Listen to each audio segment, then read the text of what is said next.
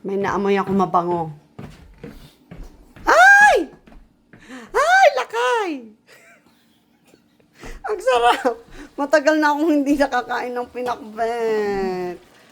Ano to?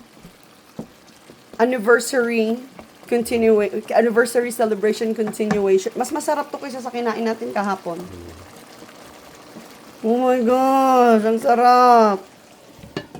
OMG, matagal na akong hindi nakakain ng pinakbet. May rice ba? Naubos yung rice? Ayun. Oh. Thank you, Lakay. Ay, grabe. Napaka-spoiled ko daw kay Henry. Totoo naman. Yan si Henry. After 20 years, tigasin pa rin siya. Oh, ayan. Tigasaing. Tagalog. Ayan. Tigasaing. Tigaluto. Ayan. Tigilinis ng bahay.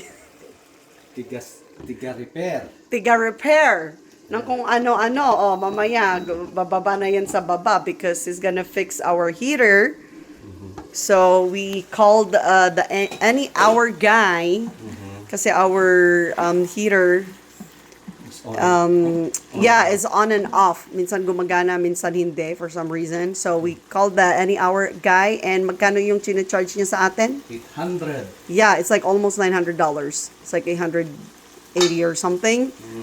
So sabi ko, okay, my husband is a handy guy. Pwede bang bilhin ang part sa ano?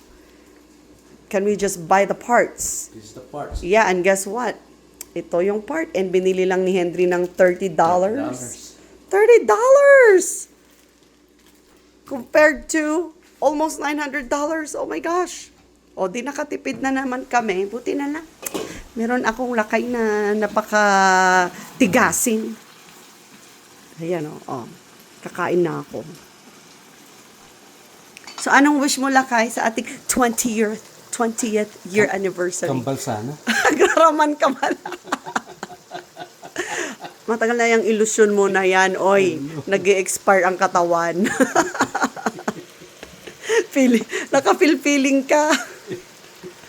Kambal, wow. Nag-feeling ni Henry. Ano ako? Sarap. Mala, my God. Kakain na ako. It's been a long time na kumain na. Kaya ni Henry na. Yun pa rin ang itsura niya after 20 years. Oh. Ano, parang pagod na pagod. Masaya ka ba? Saan? Anong saan? Yes or no lang yan. Anong ibig mong sabing saan? May Of course, masaya na. ano ba, may iba't ibang aspects? Masaya ako bakit? Ay, sigurado ka, parang napipilitan ka lang eh. Napipilitan ka lang ba sa akin? Nilamon ko na. Anong nilamon mo? Anong nilamon mo? Bastos. Maging ma.